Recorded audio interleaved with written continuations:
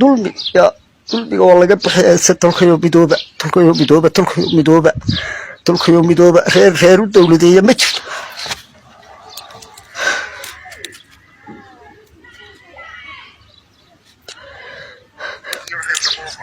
تطبيق لا تصنع ينتقل كالها اللي يعدو إنه الشيء شقيستا وأنا بلاد نبرين إلهي موياني أيامها لكن ستم كمان تكتير سومالي لا أنت ستم كمان تكتير سومالي لا أنت يا سايقلي وملك هي ونصبرون على فكرة اللي يقول لي أباهن سوماليات سيدا سوء أين يض أركتان وحال جوبي إسلام كان البربرية جوبتي سي جنعسي magaalada Looyacadda ee gobolka Awdal ayuu xarun ganacsi ku lahaa aabahan waxa uu ka soo jeedaa qabiilka Gudubiirse la dhaho ama si kale hadii aan u dhigo beesha Samaroon ayuu aabahan Soomaaliyeed ka soo jeedaa waxa goobtiisii ganacsi oo uu muddo 17 sano ah ilmaha caanahooda uga raadsanay cagta marsiye markaasi kooxda arxanka daran ee SNM ama Somaliland ama si kale hadii aan u dhigo kooxda arxanka daran ee Isaaq aabahan Soomaaliyeed si qiiro leh u hadlay isaaqna magaaladii Looyacadda wax walbay ka samaysanaysaa ee gobolkii markaasi Awdal magaalada Looyacadda waxa ay maalin ka hor ku dishay nin oday ah oo sheeb ah ninkan xaruntiisii ganacsina waxa loo burburiyay isla markaana loogu tutuntay oo kooxda isaaq ay u burburiyeen maxaa ninkan dilay aad u sheegtay xitaa kuma ay hubaan waa ay tuhumeen markaasi isagaana waa ay markaasi xaruntiisii ganacsiga burburiyeen odaygii Soomaaliyeed oo kale oo Samaroonna waa uu dhintay war isaaq gumaysigan ay ku hayaan gobolada Awdal iyo Sanaag ilaa intee buu sii soconaya magaalada Booramo waxa ka socda waan u wada jeedi karnaa hartiyo dhan haatan waa istaagay nimanka Samaroon oo ah niman wax bartay oo aan badanaa dagaalamin markaasi Looyacadda iyo Booramo dago ayaa cagta saas ay isaaq u marmarsiinayaan muuqaalkan aan raba inaan kugu la wadaago xogo badan oo Looyacadda ku saabsan iyo wararkii ugu dambeeyay ee gobolada Sool Sanaag iyo Cayn balse inta aanan warbixintaana kooban kula wadaag waxaan ka codsanayaa YouTube kan wariye Cabdiqaadir Siisi ku qorantaa meesha guduuda ah taabo oo subscribe saaro gambaleelkana furo si aad u hesho warbixinada aan saacad walba halkan soo galiyo muuqaalkana waxaan ka codsanayaa like saar siina share gareeyo saaxiibadaada la wadaag qaybta hoose ee commentiga sidee u aragtaa beeshii Samaroon nimankii Gudubiirse beel weyntii uu ka dhashay fanaanka weyn ee Nimcaan Hilaac beeshii Samaroon isaaqa isaga laynayo magaalada Looyacadda isaaqa ku baabi'inayo meesha la dhaho magaalada Booramo ee xaruntii aqoonta Somaliland muuqaalkan aan raba inaan kaga hadle soo dhawaado YouTube kan subscribe saarta share gareeya saaxiibadiina la wadaaga isku soo noqod wanaagsan odaygaan aad u jeedi karteen meeshan ka muuqdo waxa lagu magacaabaa waa aabba Soomaaliyeed Idris ayaa la dhahaa aabahan Soomaaliyeed wuxuu aabahan Soomaaliyeed oo la kulmo waa gobod fal aad u weyn waa wax u baahan inaanan ka aamusin hadii aan baraha bulshada ku jirno waa wax u baahan walaalaha Soomaaliyeed inaan u iftiimino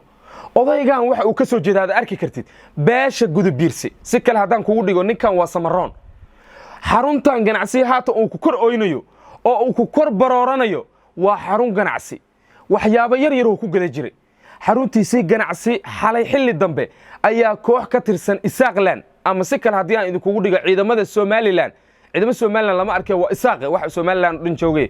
ciidamada isaaqa intay xal goobtiisa ganacsi u yimaadeen burburiyeen waxayna isagana ugu hanjabeen inay nafta dhaafin doonaan subxaanaka ya cadiib aabahan Soomaaliyeed marka waxa la yaabantoo ku fakiraysa us leedahay aabahan Soomaaliyeed muxuu galabsaday maxaa xaruntiisa ganacsan loogu beegsaday muxuu la ooynayaa aab Idris waxa uu la ooynayaa ka calal xun yahay nin ay muddo 70 sano ku dhow ay saaxiibo ahaayeen ayaa hortiisa bash lagu siiyay waxaana dilay isaaq waa uu iska soo hoyaaday waxa lagu dilay ninka dhintay ilaahay ha u naxariistay sawirkiisana waa raadin doonaa magaalada Looyacadda ee gobolka Awdal waa Samaroon oo Gudubiirse qabiilka Nimcaan Hilaac ka soo jeedo ayuu ninkan ka soo jeedaa iyo ninkii dhintaba odaygan marka Idris lagu magacaabo Somaliland waxay uga shakiday inay odaygan uu xog baxshay Somaliland waxay war saxaafada ku soo saartay nimanka isaaq Hargeysa jooga waxay yiraahdeen odaygaas argagixisaa dishay ninkaana waa arkay tuuta Somaliland calankiisa ku buufsan yahay lagu dilay ninka hortiisa amuu sheega ayaa ciqaabtan loo marsiinaa amuu Samaroonka kale xog u gudbiyaha ciqaabtan loo marsiinaa subxaanaka ya cadiib waa uu ooyay si walba u baroortay xaruntiisa ganacsiga jika laga dhigay caawa dab wuxuu ku shitaan ma haystaan qoyskan Soomaaliyeed ee aabahan horjooga u yahay odaygii dhintay ilaahay u naxariisto aabahan bal wax yar ila daawo adaa caloosha ku huri doontaa muuqaalkiisa wax yar ila daawo bal sida uu oynayo ila fiiri dulmi ya dulmiga waa laga bixiyay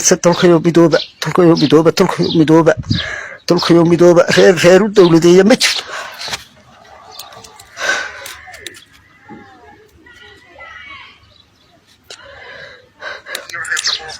toddobiyo labaatan sano ayaan tukaanka halkaa loo yacdo in noloshayda shaqaysta oon cid bilaadana baryin ilaahay mooyaane ayaan haa laakiin sistamka maanta ka jira Soomaaliland ayaa sidaa ii galay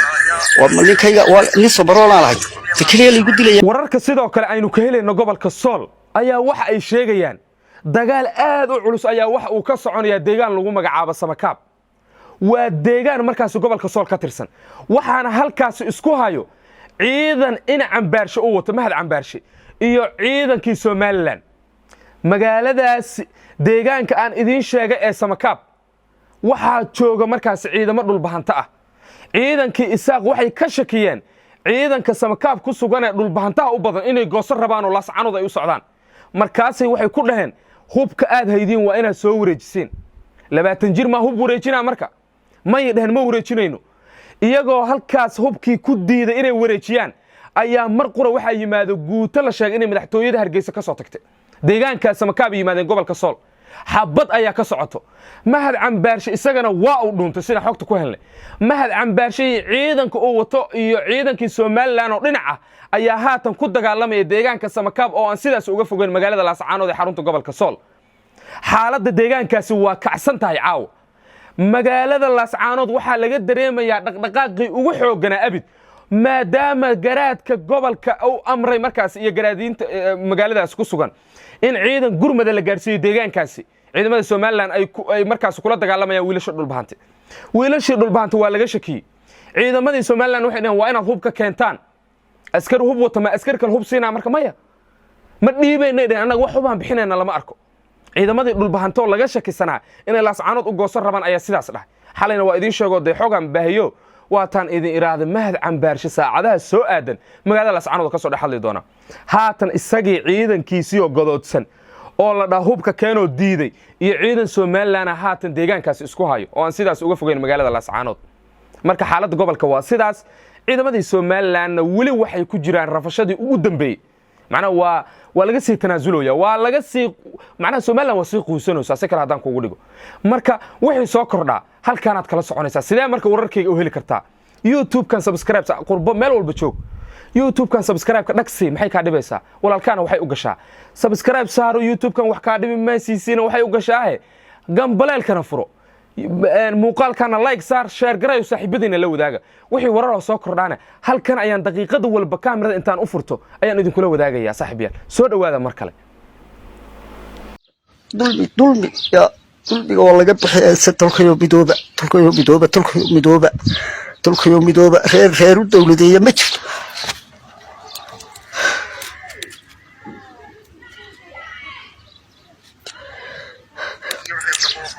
toddobiyo labaatan sano ayaan tukaanka halkaa loo yacdo in noloshayda shaqaysta oon cid bilaadana baryin ilaahay mooyaane ayaan haa laakiin sistamka maanta ka jira Soomaaliland ayaa sidaa ii galay waa ninkayga waa nin Soomaaliland ahay fikriye liigu dilay dulmi ya dulmiga waa laga bixiyay tolkayo midooba reer u dawladeeya ma jirto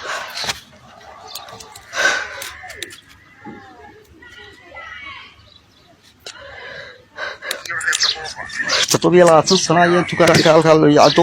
in noloshayda shaqaysta oon cid bilaadana baryin ilaahay mooyaane ayaan haa laakiin sistamka maanta ka jira Soomaaliland ayaa sidaa ii galay waa ninkayga waa nin Soomaaliland ahay fikriye liigu dilay dulmi ya dulmiga waa laga bixiyay tolkayo midooba reer u dawladeeya ma jirto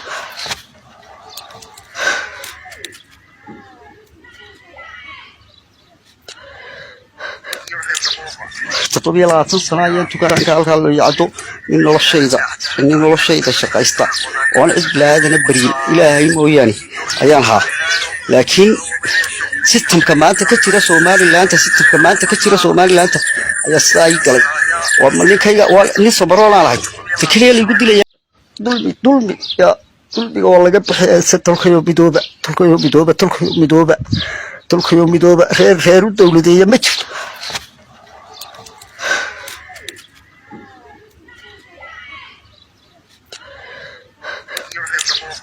تطبيق العاطفة صناعية تكرر كالكال يعطو من noloshayda shaqaysta oo isblaadana bariin ilaahay mooyani ayaan haa laakiin sistamka maanta ka jira Somaliland ayaa sidaa ii galay waa ninkayga waa nin sabaroon lahayd fikriye lagu dilay dulmi ya dulmiga waa laga bixiyay tolkayo midooba reer dawladeeya ma jirto